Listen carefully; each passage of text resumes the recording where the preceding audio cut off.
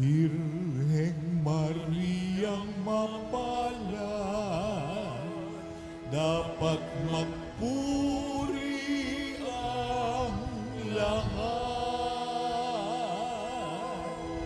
sa iyo at sa iyong anak. Alleluia, Alleluia.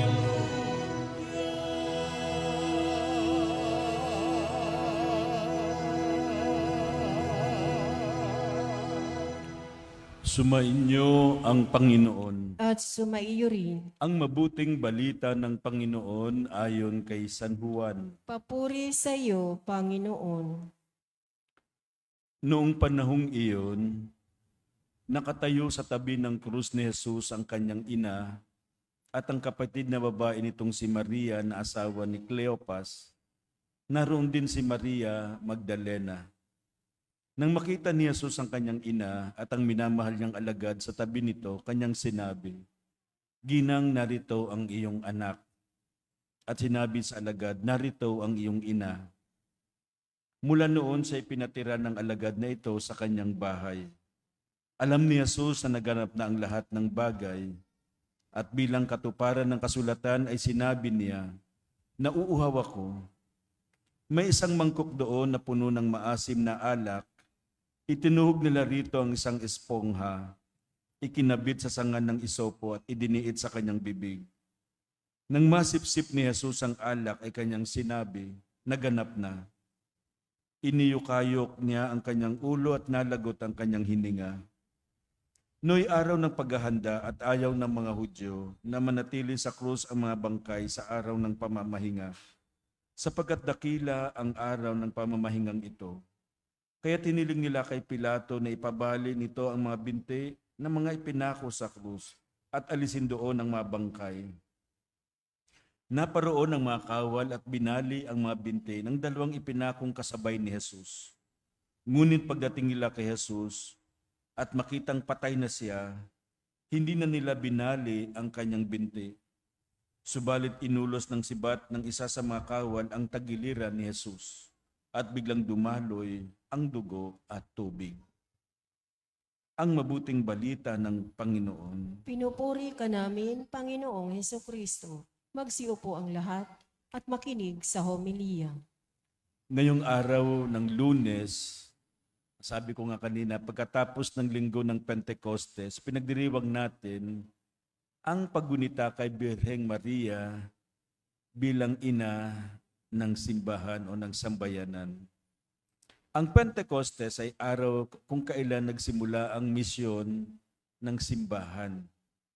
Ito yung araw na kung saan ang maalagad ni Jesus ay nagkakatipon kasama ang mahal na Birheng Maria at nilukuban sila ng banal na Espiritu, pinalakas ang loob nila. Ang ating liturhiya ngayong araw ay isang paanyaya sa atin upang tingnan ang papel ng mahal na Birhen, ina at modelo ng ating simbahan. God in His infinite wisdom decided that a woman, Mary, should be inseparably associated with the work of our salvation. Ang salitang babae o woman o ginang na siyang tinutukoy sa Book of Genesis na ang sabi, "I will put enmity between you and the woman," nung sinabi ng Diyos sa Ahas, "between your offspring and hers." Ito'y walang iba kundi si Maria ang tinutukoy na woman. Kay abang Maria at walang iba ang kaganapang ito. Hindi aksidente ang pagkabanggit ni Jesus na babae nung ginawa ng unang milagro, changing water into wine. Tinawag niyang babae si Maria.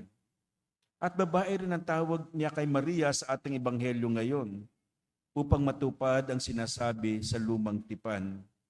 This explains kung bakit tinawag ni Jesus na babae si Maria o ginang. He is identifying her as the new mother of all the living, the new Eve. Dahil nga sabi doon sa sa lumang tipan sa Genesis, I will put enmity between you and the woman. Kaya ito yung doon kinuha ni Jesus. Parang sinasabi ni Jesus, si Maria, ang bagong Eva. Sa pinakamamahal na alagad, sinabi ni Jesus sa kanya, behold your mother. Pinapakilala ni Jesus ang papel ni Maria bilang ina ng bawat alagad niya. She is the mother of all the faithful, ina ng simbahan na itinayo ni Jesus. Kaya tayo natitipon upang ipagdiwang ito. Ginugunita natin ito. Nagampanan ni Maria ang kanyang papel bilang ina at bilang tunay na alagad ng kanyang anak. Tapat si Maria sa kanyang pagiging ina at pagiging alagad ng kanyang anak. A perfect model for all who are called to follow. Hanggang sa huling hininga ng kanyang anak. At bilang mananampalataya, marami tayong matutunan kay Maria sa pagsasabuhay ng ating pananampalataya at pagsunod sa kagustuhan ng Diyos.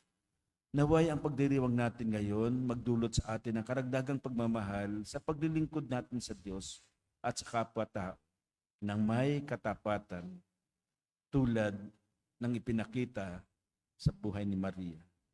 Kaya itong hamon sa atin na si late Pope Francis, itinatag niya ito, idinagdag niya itong pagdiriwang na ito upang mas lalo nating magampanan din ang ating misyon bilang tagasunod ng ating Jesus na matularan natin si Maria, ang ina ng simbahan.